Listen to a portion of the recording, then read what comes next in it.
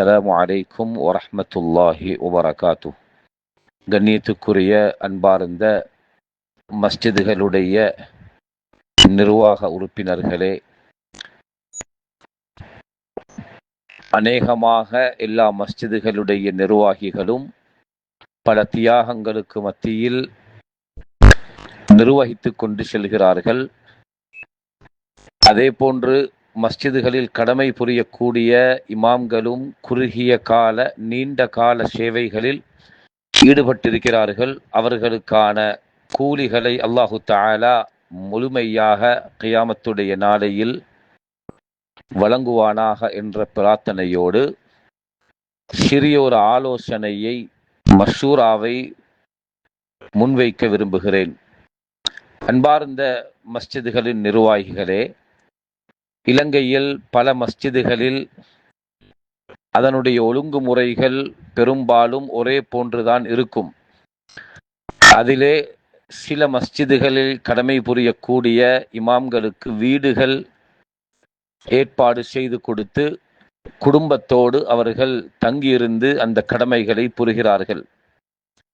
ஆனால் அநேகமான மஸ்ஜிதுகளில், கூடுதலான மஸ்ஜிதுகளில் மாதத்திற்கு ஒரு 6 நாள் அல்லது 4 நாள் அல்லது சில இடங்களில் 3 நாள் விடுமுறை கொடுத்து ஏனைய நாட்களில் அந்த மஸ்ஜிதுடைய இமாம்கள் தங்கி வேலை செய்கிறார்கள். இது என்னுடைய ஒரு ஆலோசனை.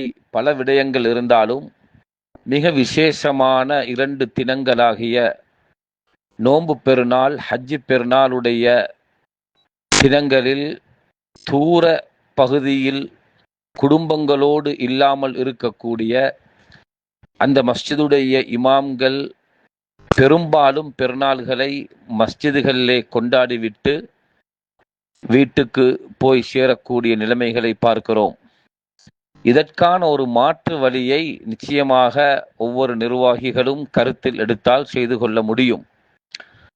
பொதுவாக அரபு மதரசாக்கள் 2 பெருநாளைக்கும் விடுமுறை கொடுப்பார்கள். நோன்பு பெருநாள், ஹஜ்ஜி பெருநாளைக்கு 10 நாள் 15 நாள் விடுமுறைகள் அங்கே வழங்கப்படும். அது அல்லாத உலமாக்களும் மஸ்ஜிதுகளிலே, அதாவது ஊர்களிலே இருக்கிறார்கள். என்னுடைய கருத்து ஆலோசனை என்னவென்றால், தூர பகுதியில் இருக்கும் பல வருட காலம் குடும்பத்தோடு பெருநாளை கொண்டாடாத, பெருநாளுடைய இரவை வீட்டில் கழிக்காத உலமாக்கள் இருக்கிறார்கள்.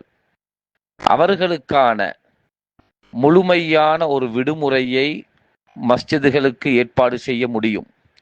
உதாரணமாக நோன்பு என்றால் நோன்பு 27 அவர்களுக்கு விடுமுறை கொடுத்து ஒரு 10 நாள் அல்லது ஒரு 8 நாள் விடுமுறை கொடுத்து அனுப்ப முடியும்.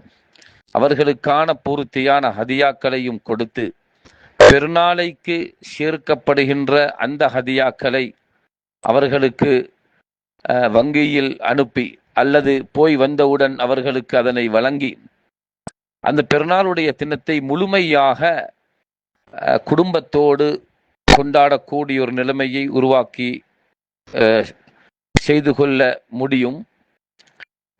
அதற்கு மாற்று வழியாக ஊரில் இருக்கக்கூடிய மதரசா மாணவர்கள் ஏனைய உலமாக்களை அந்த கடமையில் மஷூரா பண்ணி நிறுத்த முடியும்.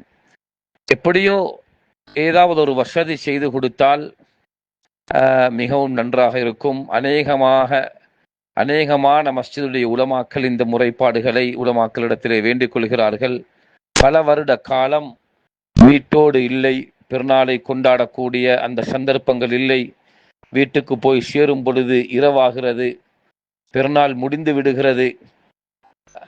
இதனால் அவர்களுடைய மனைவிமார்கள், குழந்தைகள் எல்லாம் ஏதோ ஒரு மன கஷ்டமான நிலைமைக்கு தள்ளப்படுகிறார்கள்.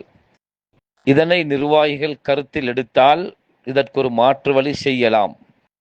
வழமையாக கொடுக்கப்படுகின்ற விடுமுறையை விட ஒரு கூடுதலான விடுமுறையை கொடுத்து அவர்களுக்கு அதனை வழங்கி ஒரு முறையை செய்து கொடுக்கலாம்.